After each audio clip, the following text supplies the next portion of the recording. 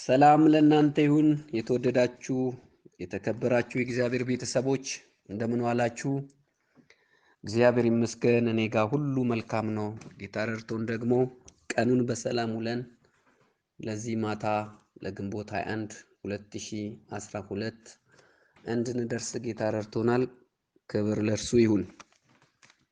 እንግዲህ ወደ ትምህርታችን እንሄዳለን። ከዛ አስቀድመን እንደተለመደው በአምላካችን በእግዚአብሔር ፊት የቃሉ ደጆች እንዲከፈቱልን አብረን እንጸልያለን። አልፋና ኦሜጋ ፊተኛና ኋለኛ የሆንክ አምላካችን አባታችን እግዚአብሔር ሆይ በኢየሱስ ክርስቶስ ስም እናመሰግንሃለን። ቀኑን ሁሉ በሰላም አውለህ በዚህ ማታ ደግሞ በፊትህ መሆን እንድንችል ቃልን ለመካፈል በሚያስችል ሁኔታ ውስጥ ስላደረግከን ስምህ የተባረከ ይሁን። እነሆኝ ደግሞ ባሪያዎች ሁላችን በፊት አለንና የቃልህ ደጆች ይከፈቱልን። አንተም ቃልህን ባርክልን። መንፈስ ቅዱስ አስተምረን። የሚሰሙት ሁሉ እግዚአብሔር አምላክ ለሕይወት ለውጥ እግዚአብሔር አምላክ ሆይ ወደ አንተ ለመቅረብ ወደ አንተ ለማደግ እንዲሁም በኢየሱስ ክርስቶስ ስም እኔ ጸልያለሁ። ደግሞም 30ም 60ም 100ም ፍሬ በእያንዳንዳችን ውስጥ ያፍራ። እናመሰግንሃለን በጌታችንና በመድኃኒታችን በኢየሱስ ክርስቶስ ስም አሜን። እንግዲህ የተወደዳችሁ ውድ ወገኖቼ እግዚአብሔርን በመከተል ዙሪያ ላይ እየተነጋገርን ባለው ሐሳብ ላይ ነው ያለነው። 5 ሐሳቦችን አይተናል። በሁለተኛ ተራ ቁጥር ውስጥ ባለው አንደኛ እግዚአብሔርን የምንከተለው ለምንድን ነው በሚለው ሐሳብ ስር የመጀመሪያ ያየነው እግዚአብሔር ሕይወታችን ስለሆነ ነው በሚል ነው። ሁለተኛው ደግሞ የተመለከትነው ሐሳብ ለምንድን ነው የምንከተለው የሚለው እግዚአብሔር እረኛችን ስለሆነ ነው ብለናል። እንግዲህ እረኛ በሚለው ሐሳብ ስር ደግሞ እግዚአብሔር እረኛችን ሲሆን በእግዚአብሔር እረኝነት ውስጥ የምናገኛቸውን ነገሮች ነው ስናይ የነበረው። ከዚህ ቀደም 5ቱን ሐሳቦች አይተናል። በእግዚአብሔር እረኝነት ውስጥ ምሬትን፣ እረፍትን፣ ጥበቃን እግዚአብሔር ይመግበናል፣ እግዚአብሔር ይዋጋልናል ብለን 5 ሐሳቦችን አይተናል። ዛሬ 6ኛና 7ኛውን ሐሳብ የምንመለከት ይሆናል እንደ እግዚአብሔር ፍቃድ። 6ኛው ሐሳብ የሚሆነው በእግዚአብሔር ጥበቃ ስር የምናገኘው ሰላም ነው። እንግዲህ ወንድሞች ሆይ ሰላም የሰው ልጅ ተረጋግቶ አርፎ እንዲኖር የሚያደርግ ነው። የሰው ልጅ አጥብቆ ከሚፈልገው ዋነኛ ነገር ውስጥ ሰላም ነው። 2 አይነት ሰላም አለ። ከዓለም የምናገኘው ሰላምና ከእግዚአብሔር የምናገኘው ሰላም በመባል በሁለት ተከፍሎ እናገኘዋለን። የእግዚአብሔር ሰላም የውስጥም የውጪም ነው። የዓለም ሰላም ግን የውጪ ነው፣ ወደ ውስጥ ዘልቆ አይገባም፣ ልብንም አያሳርፍም። ጌታም ሲናገር እንዲህ ነው ያለው። በዚህ ሐሳብ ላይ ጌታ ኢየሱስ ክርስቶስ ራሱ ሲናገር በዮሐንስ ወንጌል ምዕራፍ 14 ቁጥር 27 ላይ እንዲህ ይላል፣ ሰላምን እተውላችኋለሁ፣ ሰላሜን እሰጣችኋለሁ። እኔ የምሰጣችሁ ዓለም እንደሚሰጥ አይደለም። ልባችሁ አይታወክ አይፍራም። እኔ የምሰጣችሁ ዓለም እንደሚሰጣችሁ አይደለም። ሰላሜን እተውላችኋለሁ፣ ሰላምን እሰጣችኋለሁ ይላል ጌታ። ስለዚህ ጌታ ኢየሱስ ክርስቶስ ለደቀ መዛሙርቱ ሁለቱንም ሰላም ለይቶ ይናገራል። ዓለምም የራሷ ሰላም እንዳላት ጌታም የራሱ ሰላም እንዳለው፣ ነገር ግን የጌታ ሰላምና የዓለም ሰላም ጨርሶ የሚገናኝ አለመሆኑን በሚገባ ሲያስረዳቸው እንመለከታለን። ልዩነቱ አሁን ከላይ እንደገለጽኩላችሁ ነው። የዓለም ሰላም ውጫዊ ነው። የእግዚአብሔር ሰላም ደግሞ ከውስጥ ነው ወደ ውጪ የሚወጣው። ውስጣችን ሰላም ሳይሆን ውጫችን ሰላም ሊሆን አይችልም። የውስጥ ሰላም ወደ ውጪ ይፈሳል። ስለዚህ ጌታ ደግሞ ምንድን ነው የሚያደርገው? ውስጣችንን ነው ሰላም የሚያደርገው። የውስጥ ሰላም ደግሞ የምናገኘው የሰላም ጌታ የሆነው ኢየሱስ ሲኖረን ነው። እሱ ካለ ሰላም አለ። ክብር ለጌታ ይሁን። ሌላው የእግዚአብሔር ሰላም የሚገርማችሁ ነገር በመከራና በፈተና ውስጥ ሁሉ እንኳን ሆነን ይሰማናል ሰላሙ። የእግዚአብሔር ሰላም ለየት የሚያደርገው ይሄ ነው። መከራም ሲኖር ፈተናም ሲኖር በመከራና በፈተና ውስጥ እንኳን ሆነን ሰላም ይሰማናል። ይሄ የሚያረጋግጠው እውነተኛ የእግዚአብሔር ሰላም በውስጣችን መኖሩ ነው። ይሄ ደግሞ የሚሆነው እኛ በትክክል ጌታን ስንከተል በህይወታችን የሚፈጠረው ነው ማለት ነው። ስለዚህ እውነተኛ ሰላም የእግዚአብሔር ሰላም በመከራና በፈተና ውስጥ ሆነን የሚሰማን ነው ስንል ዝም ብለን አይደለም። ምክንያቱም ያ ክርስቶስ የሆነው በክርስቶስ የሆነው ሰላም ወደ ልባችን ስለገባ መከራና ፈተና ሰላሙን ሊያሸንፍ አይችልም። ሰላሙ ነው መከራውና ፈተናውን ማሸነፍ የሚችለው። በውስጣችን ያለው ሰላምን ምንድነው የሚያደርገው? የመጣው መከራና ፈተና የማሸነፍ አቅም ያለው ሰላም ነው። ለዚህም ነው ጌታችን ኢየሱስ ክርስቶስ በዮሐንስ ወንጌል ምዕራፍ 16 ቁጥር 33 ላይ ደቀ መዛሙርቱን እንዲህ ብሎ ይላቸዋል። በእኔ ሳላችሁ ሰላም እንዲሆንላችሁ ይህንን ተናግሬያችኋለሁ። በዓለም ሳላችሁ መከራ አለባችሁ፣ ነገር ግን አይዟችሁ እኔ ዓለምን አሸንፌዋለሁ። ሃሌሉያ! ኢየሱስ ሰላም ነው። ኢየሱስ ደግሞ ዓለምን አሸንፏል። ስለዚህ በእግዚአብሔር ልጅ በጌታ በኢየሱስ ክርስቶስ ያለን ሰላም በመከራና በፈተና ውስጥ የሚያልፍ ነው። አይታችሁ ከሆነ ራሳችንን ቼክ ማድረግ ያለብን በህይወታችን የሚመጡ ፈተናና መከራ ቢኖሩ በዛ ውስጥ በደስታ ማለፍ ከቻለን ትክክለኛ የእግዚአብሔር ሰላም በልባችን እንዳለ ማረጋገጫ ነው ማለት ነው። ክብር ለጌታ ይሁን። ስለዚህ ያመነ ሰው አማኝ የሆነ ሰው በህይወቱ የሚመጡ መከራና ፈተና ሰላሙን ሊወስዱት አይችሉም። ምክንያቱም በዓለም ሳለን አይቀሩማ፣ መከራም አይቀርም፣ ፈተናም አይቀርም። እኛን ለየት የሚያደርገን በሚመጣው መከራና ፈተና ውስጥ ግን በሰላም ነው የምናልፈው። ልባችን ተረጋግቶ ነው፣ ልባችን አርፎ ነው። ይሄም የሚሆነው ጌታን በመከተላችን ሃሌሉያ፣ በረኝነቱ ስር ስላለን። ኢየሱስ ክርስቶስ ጌታ ነው። ሰላም ጌታን ስንከተል ከእግዚአብሔር ዘንድ ሁልጊዜ የምንሞላው ነው። ጌታ ደግሞ ልባችንን በሰላም ይሞላል። ሰላም በሙላት የምንቀበለው ነው። በሮሜ መጽሐፍ ላይ ሄደን ስንመለከት ይህንን ያረጋግጥልናል። ሮሜ ምዕራፍ 15 ቁጥር 13 ላይ ሄደን ስንመለከት እንደዚህ ይላል፣ የተስፋ አምላክም በመንፈስ ቅዱስ ኃይል በተስፋ እንድትበዙ በማመናችሁ ደስታና ሰላም ሁሉ ይሞላባቸዋል። አያችሁ፣ እግዚአብሔር ከሚያደርግልን ነገሮች በረኝነት ውስጥ ከምንቀበለው ከሚመግበን ከሚሰጠን ነገር ውስጥ ሌላው እግዚአብሔር እኛም በደስታ መሙላት ነው። ደስታ የምንሞላው ነው። ዕለት ዕለት የምንሞላው ነው። ለዚህ ነው ዕለት ዕለት ወደሱ ቀርበን ይሄንን እንድንሞላ። ሃሌሉያ! ክብር ለጌታ ይሁን። የእግዚአብሔር ደስታ የምንሞላው መሆኑ ከገባን በየጊዜው ሙላቱን እንቀበላለን ማለት ነው።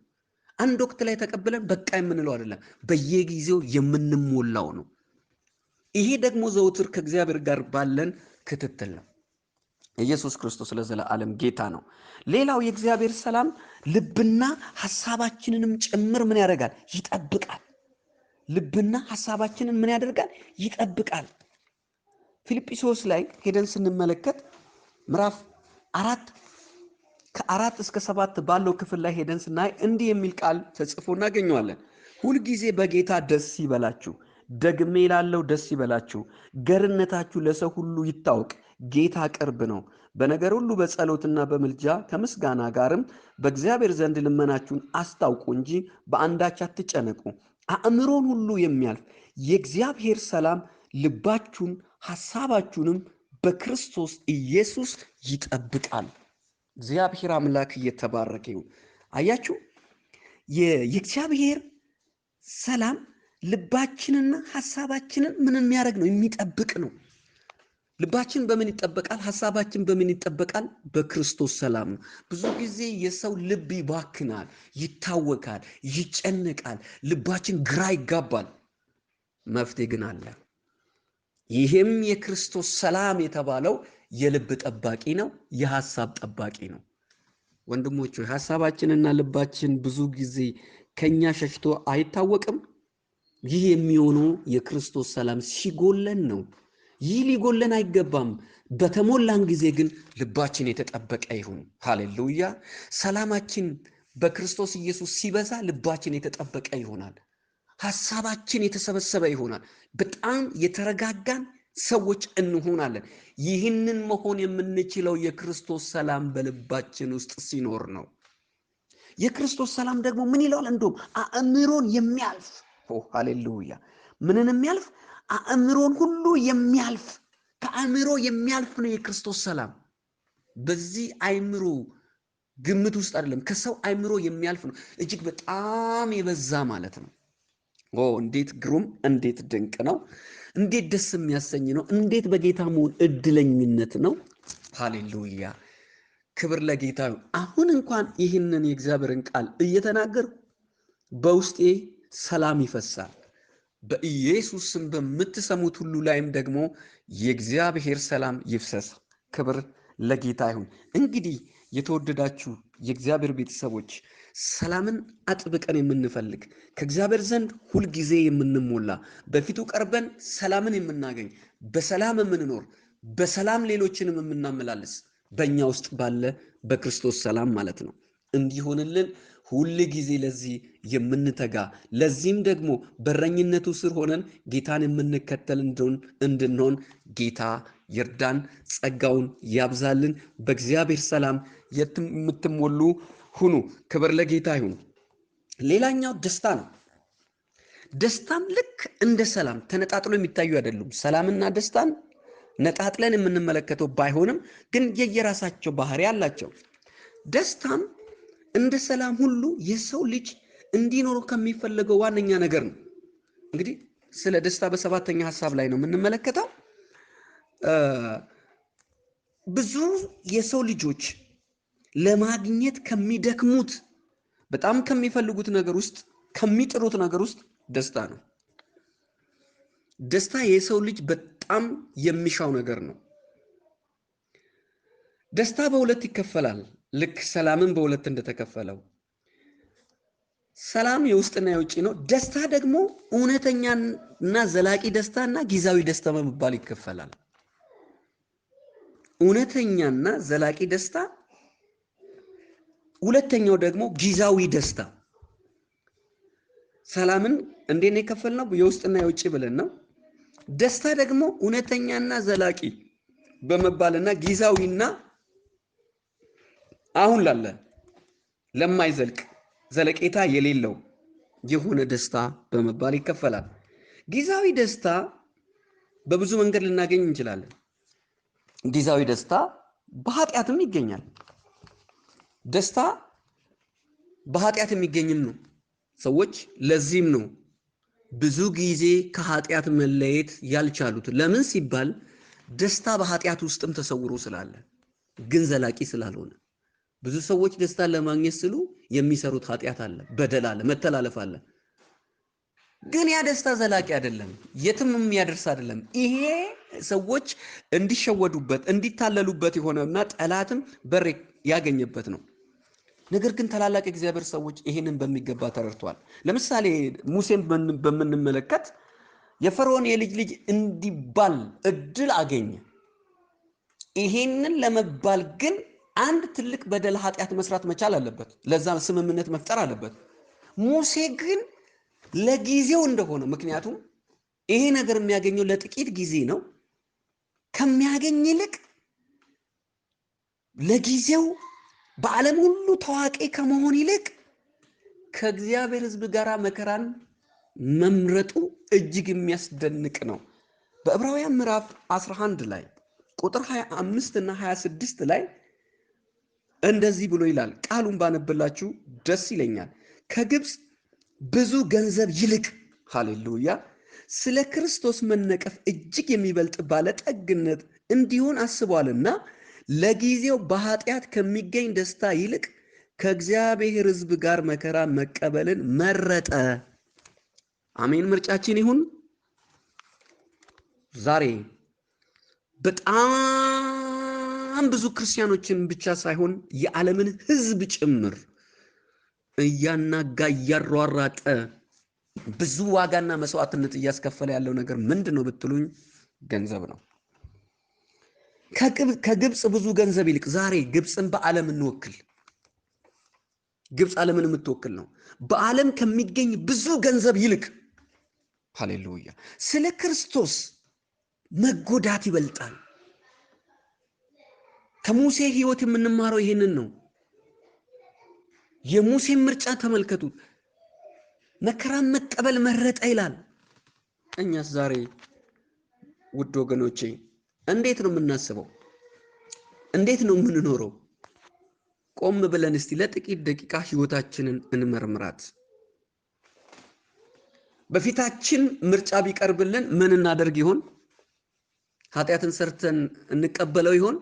ግን ዘላቂ አይሆንም።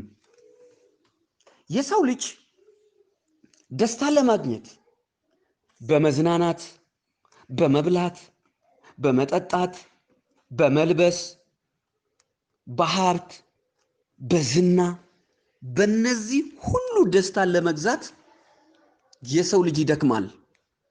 ይህንንም በመጽሐፍ ቅዱስ ላይ እናያለን። ነገር ግን በመዝናናትም፣ በመብላትም፣ በመጠጣትም፣ በመልበስም፣ በሀብትም፣ በዝናም የምናመጣቸው ደስታዎች እጅግ ጥቂት ጊዜ የሚቆዩ ናቸው፣ ዘላቂ አይደሉም። ልብ በሉ። እውነተኛ ደስታ ግን የምናገኘው ከእግዚአብሔር ነው። በሐዋርያት ሥራ ምዕራፍ 2 ላይ ሄደን በምንመለከትበት ጊዜ በመጽሐፍ ቅዱስ ውስጥ እውነተኛን የሆነን ደስታ እንዴት እንደምናገኝ ዳዊት በመንፈስ ቅዱስ ተሞልቶ የተናገረውን ቃል እነግራችኋለሁ። ቁጥር 28 ላይ የሕይወትን መንገድ አስታወከኝ፣ ከፊት ጋር ደስታን ትሞላብኛለህ።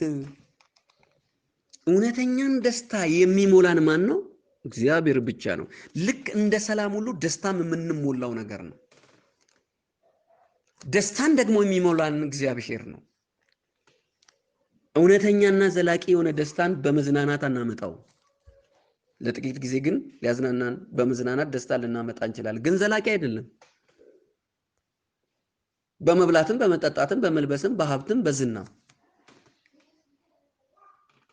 ክብር ለጌታ ይሁን። እውነተኛና ዘላቂ የሆነን ደስታ ግን የምናገኘው ከማን ነው? ከእግዚአብሔር ነው። እንዴት ነው ከእግዚአብሔር የምናገኘው? በመሙላት ነው። እንዴት ነው የምንሞላው? ዕለት ዕለት እግዚአብሔርን በመከተል ነው። እንዴት ነው ዕለት ዕለት እግዚአብሔርን የምንከተለው? በእረኝነቱ ስር ሆነን ነው። እነዚህን ስናደርግ እውነተኛ የሆነ በህይወታችን ውስጥ እውነተኛ የሆነን ደስታን እናገኛለን። እውነተኛ ደስታ በልባችን ይረጋግጣል። እግዚአብሔር አምላክ ስሙ ለዘላለም የተባረከ ይሁን። ወንድሞች ሆይ ታዲያ በዚህ እውነተኛ ደስታ ውስጥ ህይወታችንን ቆም ብለን እንድናገኛት ራሳችንን ልንፈትሽ ልናይ ይገባል። ክብር ለጌታ ይሁን። እውነተኛ ደስታ በልባችን ሊረጋገጥልን ይገባል። በሐዋርያት ሥራ ምዕራፍ 13 ቁጥር 52 ላይም ሄደን በምንመለከትበት ጊዜ በደቀ መዛሙርቱም ይላል ደስታና መንፈስ ቅዱስ ሞላባቸው። በደቀ መዛሙርቱም ደስታና መንፈስ ቅዱስ ሞላባቸው ይላል። ሃሌሉያ። እግዚአብሔር ለሚከተሉ ደቀ መዛሙርቱ የኢየሱስ ተከታይ ነው። ከሚሰጣቸው ነገር ዋነኛ ነገር ምንድን ነው ስንል ደስታና ሰላም ነው። ክብር ለጌታ ይሁን። ምን ሞላባቸው ይላል? ደስታና ሰላም በመንፈስ ቅዱስ። ደቀ መዛሙርቱም ደስታ በመንፈስ ቅዱስ ሞላባቸው ይላል። ሃሌሉያ። በእኛም ህይወት ላይ ዛሬ በመንፈስ ቅዱስ የሆነ ደስታ መሞላት ይሁንልን። በኢየሱስ ስም ይህን ቃል በምሰሙ ሁሉ ላይ የእግዚአብሔር ደስታ በመንፈስ ቅዱስ ወደ እናንተ ይምጣ። በጌታ በኢየሱስ ክርስቶስ ስም ተሞሉ። ሃሌሉያ። እግዚአብሔር አምላክ የተባረከ ይሁን። እግዚአብሔር ለሚያምኑት ይህንን ያደርጋል። የእግዚአብሔር መንግስት አንዱ የምንከተለው የእግዚአብሔር መንግስት ራሱ ይሄ ነው። በሮሜ ምዕራፍ 14 ቁጥር 17 ላይ ሄደን ስናነብ ምንድን ነው የሚለው? የእግዚአብሔር መንግስት ጽድቅ፣ ሰላም በመንፈስ ቅዱስ የሆነ ደስታ ነው ይላል። ያለንበት የእግዚአብሔር መንግስት ራሱ ይሄ ነው። ስለዚህ ወንድሞች ሆይ ሁል ጊዜ ራሳችንን ቆም ብለን በእምነት ውስጥ ልንመረምር ይገባል። እውነተኛ የሆነ ሰላምና እውነተኛ የሆነ ደስታ በህይወታችን ውስጥ ካሌለ ዛሬውኑ ቆም ብለን ልናስተካክል እንችላለን። ወደ እረኝነቱ እንመለስ። ክብር ለጌታ ይሁን። ኢየሱስ ክርስቶስ ለዘላለም ጌታ ነው። እግዚአብሔርን ለሚያምኑ ከሚሰጣቸው ትልልቅ በረከቶች ውስጥ አንዱ ደስታ ነው። በሮሜ ምዕራፍ 15 ቁጥር 13 ላይም ሄደን ስንመለከት ይህንኑ ቃል እናገኛለን። እንደዚህ ይላል። ቃሉን አነብላችኋለሁ። ቁጥር 13 ላይ የተስፋ አምላክ በመንፈስ ቅዱስ ኃይል በተስፋ እንድትበዙ በማመናችሁ ደስታና ሰላም ሁሉ ይሙላባችሁ። ሃሌሉያ። ደስታና ሰላም ምን ያደርግባችሁ? ይሙላባችሁ። ቅድም በሰላም ዙሪያ ላይ በተናገርነው ክፍል ላይ ያነበብኩት ክፍል ነው። እንግዲህ የእግዚአብሔር ደስታ ሁሉ በመከራ ውስጥም የሚገለጥ ስለሆነ ቅድም እንደነገርኳችሁ ሰላምም በምን ውስጥ በመከራ ውስጥ እንደሚገለጠው ሁሉ ደስታን በመከራ ውስጥ ይገለጣል። በጣም ልቤን ከሚነካኝ የቆሮንቶስ ሰዎች መካከል በጣም የሚገርመኝን አንድ ቃል አነብላችኋለሁ። እንዲህ ይላል በሁለተኛ ቆሮንቶስ ምዕራፍ 8 ቁጥር 2 ላይ በብዙ መከራ ተፈትነው ሳሉ የደስታቸው ብዛትና የድህነታቸው ጥልቀት ይላል። ሃሌሉያ! እነኚህ የመቄዶንያ ቤተክርስቲያናት ናቸው። እግዚአብሔር እንዴት ያለ ጸጋ እንደሰጣቸው እንዴት የሚያስቀኑ ህይወታቸው በእውነት የሚያስቀና ህይወት የሚኮንን ህይወት ነው። ምንድን ነው የሚለው እዚህ ጋር የእግዚአብሔር ባሪያ ሲናገር በጣም የሚደንቅ ቃል ነው። በብዙ መከራ ተፈትነው ሳሉ የደስታቸው ብዛት። ሰው በመከራ ተፈትኖ እያለ ግን በደስታ ብዛት ሃሌሉያ! እንዲህ አሸንፎ ይወጣል። እንዲህ የእግዚአብሔር ደስታ እንዲህ አሸንፎ መከራን ሁሉ በመከራ ውስጥ በመናልፍበት ጊዜ የሚገርማችሁ ከሌላው ህዝብ እኛን ሊለየን የሚያምን ከማያምን ሊለይበት የሚችለው ዋነኛ መንገዱ ይሄ ነው ማለት ነው። በመከራ ውስጥ መደሰት መቻል። በመከራ ውስጥ ሌሎች እንደሚያዝኑት የምታዝኑ ከሆነ እውነተኛ ደስታ በልባችን የለ ማለት ነው። በያዕቆብ መልእክት ምዕራፍ 1 ላይም ሄደን በምንመለከትበት ያዕቆብ ላይ ሄደን ስናነብ ያዕቆብ መልእክት ላይ እንደዚህ የሚል ቃል አለ። በጣም ደስ ይለኛል። ወንድሞች ሆይ ይላል ያዕቆብ ምዕራፍ 1 ቁጥር 2 እና 3 ላይ ወንድሞች ሆይ የእምነታችሁ መፈተን ትዕግስት እንዲያደርግላችሁ አውቃችሁ ልዩ ልዩ ፈተና ሲደርስባችሁ እንደ ሙሉ ደስታ ቁጠሩት። ሃሌሉያ! እንዴት ቁጠሩት?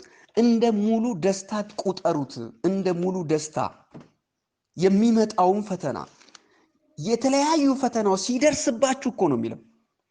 ይሄን መቁጠር የምንችለው ውስጣችን ምን ሲኖር? ደስታ ሲኖር። ደስታ ከሌለ ይሄን መቁጠር አንችልም። ክብር ለጌታ ይሁን። ኢየሱስ ክርስቶስ ለዘላለም ጌታ ነው። እንግዲህ ወንድሞች ሆይ እግዚአብሔርን ስንከተል በእግዚአብሔር እረኝነት ውስጥ ሆነን እግዚአብሔርን ስንከተል ከምናገኛቸው እጅግ የሰው ልጅ ሁሉ ከሚደክምበት ከሚባዝንበት ግን ከማያገኛቸው እውነተኛ የሆኑ ሰላምና ደስታን ነው። ስለዚህ በከንቱ ጌታን እየተከተልን አይደለም። በህይወታችን ቀምሰን ባየን ሰላምና ደስታ ነው። ይህ በክርስቶስ ኢየሱስ ያገኘነው ደስታ፣ በክርስቶስ ኢየሱስ ያገኘነው ሰላም ዘላቂ ከውስጥ የሆነ ለሌሎች የሚተርፍ ሃሌሉያ የሚሆን የሚበዛ ሰላማችን የሚበዛ የሚተርፍ ነው። ክብር ለጌታ ይሁን። እስቲ በየዕለቱ በዚህ እውነት ውስጥ ህይወታችን እንዲያልፍ በእግዚአብሔር ፊት ይህንን የመሞላት መንፈስ እንዲሰጠን ጥቂት ደቂቃ አብረን እንጸልይ። እግዚአብሔር ሆይ እናመሰግንሃለን። በእውነት ድንቅ ነህ። አንተ ለኛ የሰጠህን ነገር እየሰጠህንም ያለ ነገር ስናስበው ከአይምሮ በላይ ነው። አይምሮን የሚያልፍ ሰላም፣ ልብን የሚሞላ ደስታ ካንተ ዘንድ አለ። ዛሬ ማታ በጌታ በኢየሱስ ክርስቶስ ስም አሁን ቃልህን እየሰሙ ባሉት ሁሉ ላይ በናዝሬቱ ጌታ በኢየሱስ ስም ባሪያህን እንደምሰማኝ አምናለሁ። የደስታና የሰላም መንፈስ ይሙሉ። አሁን መሞላት ይሁን። አሁን መሞላት ይሁን። በጌታ በኢየሱስ ክርስቶስ ስም ልባችን ባንተ ደስታ እየተጠበቀ እንዲሆን፣ ሐሳባችን ባንተ ደስታ እየተጠበቀ እንዲሆን በናዝሬቱ ጌታ በኢየሱስ ክርስቶስ ስም እጸልያለሁ። ይህንንም በጌታችን በመድኃኒታችን በኢየሱስ ክርስቶስ ስም ስለምታደርግልን አመሰግናለሁ። ስም ይባረክ። በጌታ በኢየሱስ ክርስቶስ ስም አሜን። እንግዲህ የተወደዳችሁ የእግዚአብሔር ቤተሰቦች ዛሬ እንግዲህ በዚህ መልኩ የእግዚአብሔርን ቃል አይተናል። ነገ ማለዳ ደግሞ ጌታ ቢፈቅድ በህይወት ብንኖር ጸሎታችንን ማለዳ 12 ሰዓት ተኩል ላይ እንቀጥላለን። ነገ በተመሳሳይ ሁኔታ ደግሞ በዚሁ ሰዓት ደግሞ የቀሩትን 3ቱን ርዕሶች አብረን እንመለከታለን። ክብር ለጌታ ይሁን። በእግዚአብሔር እረኝነት ውስጥ ከምናገኛቸው ነገሮች 3 የቀሩ ሐሳቦች አሉ። እነዚህን አስታውቃቸዋለሁ። 8ኛው ቸርነትና ምሕረቱ እንዲበዛልን፣ ሌላው ስለ መጽናት ሲሆን አስረኛው እግዚአብሔር እንዲባርከን በሚለው እነኚህ ሶስት ሐሳቦች ላይ እግዚአብሔር ስንከተል እንዴት እንደሚሆኑልን ከእግዚአብሔር ቃል ከፍለን የምናይ ይሆናል። ጌታ ኢየሱስ ይባርካችሁ፣ ጸጋ ይብዛላችሁ። መልካም ምሽት በጌታችን በኢየሱስ ክርስቶስ ስም